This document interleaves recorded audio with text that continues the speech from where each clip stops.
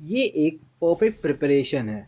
Episode start होता है एक डेड साइलेंस के साथ। जेनिन क्लैन का कर्स टूल वेयरहाउस।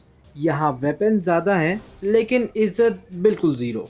और इसी साइलेंस के बीच माँ की वॉक करती है और आते ही ना कोई बैकग्राउंड म्यूजिक ना कोई डायलॉग। बस एक बात क्लियर है कि आज माँ की लड़ने नहीं सिस्टम तोड़ने आई है। जेनिन क्लैन के लोग माकी को देखते हैं और उनके फेस पे वही पुरानी सोच, ये कर्स एनर्जी नहीं देख सकती, ये जेनिन होने के लायक नहीं है एंड एक्सेट्रा एक्सेट्रा। पर उनको ये नहीं पता कि आज का दिन उनके लिए लास्ट वर्किंग डे है। माँ की वेयरहाउस के अंदर जाती है और यहाँ ज़मीन पर पड़ी होती है माई और उसी के साइड में उसके डैड। माई की कंडीशन बहुत ख़राब होती है, blood loss, body almost give up mood में ही है। और यहीं पे एपिसोड की सबसे इम्पोर्टेंट कॉन्वर्सेशन स्टार्ट होती है। माई देखती है कि माँ की अंदर आ चुकी है और उसको सबसे पहले यही बोलती है कि तू यहाँ पे क्यों आई। माई वीक वॉइस में माँ को बोलती है, माँ की तू समझती है ना हम दोनों के साथ क्या प्रॉब्लम थी। माँ की यहाँ कुछ नहीं बोल पाती, सिर्फ देखती है माई को। यहाँ माई फाइनली सच बोलती है कि जुजुत्सु वर्ल्ड में ट्विंस को एक ही एग्जिस्टेंस माना जाता है। इसका मतलब माकी और माई मिलकर एक पूरा इंसान थी। इसीलिए माकी के पास हेवनली रिस्ट्रिक्टेड बॉडी होने के बावजूद वो इनकम्प्लीट थी और माई की कर्स टेक्निक बहुत ज़्यादा वीक। दोनों को सिस्टम ने आधा आधा बना दिया। माई बोलती है कि मुझे स्ट्रांग नहीं बनना था, मुझे सिर्फ एक सिंपल लाइफ चाहिए थी।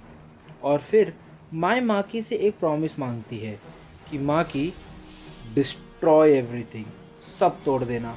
इसके बाद माय अपनी पूरी कर्स एनर्जी यूज़ करती है और एक परफेक्ट कर्स टूल बनाती है सिर्फ माकी के लिए।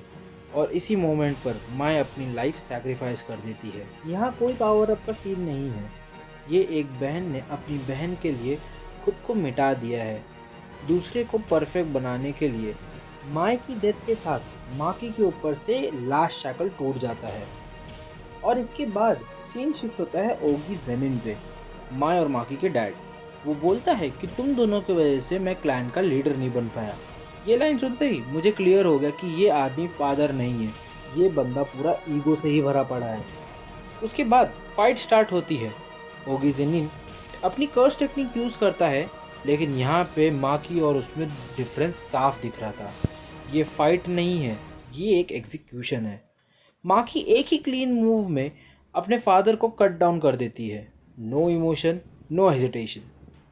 अब नरेशन के थ्रू हमको पता चलता है कि माँ की अब कर्स एनर्जी से फ्री हो चुकी है, यानी अब माँ की टोजी के लेवल पे आ चुकी है, जिसके पास super human strength, super human speed, super human senses थे। अब माँ की को कर्स एनर्जी देखने की ज़रूरत नहीं है, वो फील कर सकती है अब। माकी से अब लड़ने जेनिन क्लैन के एलीट यूनिट आती है। पहले आता है कुकुरु यूनिट, एलीट गार्ड्स का ये यूनिट है। एक एक करके सब वाइप आउट। इसके बाद माकी से लड़ने जेनिन क्लैन के टॉप फाइटर्स आते हैं। यहाँ माकी फाइट करने नहीं आती, यहाँ मैसेकर करने आई होती है। माकी का हर अटैक बहुत शार्प होता है, उसकी हर एक एक मूवमेंट परफेक्ट और क्लीन रहती है। जेनिन क्लैन का प्राइड खून में डूबता जा रहा है। और फाइनली नाया जेनिन की एंट्री होती है। वही बंदा जो हमेशा बोलता था औरतों को औरतों की जगह पर रहना चाहिए। नाया आते ही अपनी प्रोजेक्शन सॉर्सरी यूज़ करता है, उसकी 24 पर सेकेंड वाली मूवमेंट वाली टेक्निक। बट अब माखी उसे रीड कर पा रही है। देखो यहाँ पे नाया फास्ट है, no doubt about it, but अभी जिससे वो पंगे ले रहा है वो पुरानी वाली माखी नहीं है, अब वो फ्री हो चुकी है भाई। और माकी की फ्रीडम के सामने नायोया की टेक्निक बेकार हो जाती है। एक ब्रूटल हिट, फिर साइलेंस, नायोया डिफीट हो जाता है। माकी ने सिर्फ जेनिन क्लैन नहीं तोड़ा, उसने अपने पूरे पास्ट को ख़त्म कर दिया है। माई की सैक्रिफाइस के बाद माकी को समझ आ जाता है अगर ये सिस्टम जिंदा रहा तो माई जैसे लोग मरते रहेंगे। जब माकी अपनी माँ के सामने आती है, उसकी माँ माकी से बचने की भीख मांगने लगती है। बट नेक्स्ट सीन में हमको दिखते हैं blood splashes.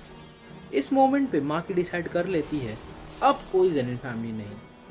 Heavenly restriction fully awaken होता है और अब कोई ऑब्स्टिकल नहीं है जो माकी को रोक सके। नाओया को अपनी स्पीड का घमंड था, लेकिन माकी के लिए अब वो स्पीड भी स्लो हो चुकी थी।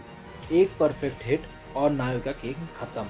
इसी के साथ जेनिन प्लान का पूरा फ्यूचर वहीं खत्म हो जाता है। This was the perfect preparation. Episode के लास्ट पार्ट में बिल्कुल शांत हो जाता है।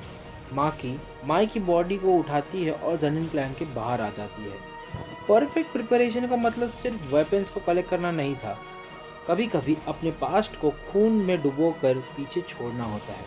माकी अब से स्ट्रांग नहीं है, अब वो अनस्टॉपेबल बन चुकी है। जुजुत्सु वर्ल्ड ने सोचा था कि ये लड़की फेल हो जाएगी, लेकिन आज माकी ने पूरा क्लैन खत्म कर दिया।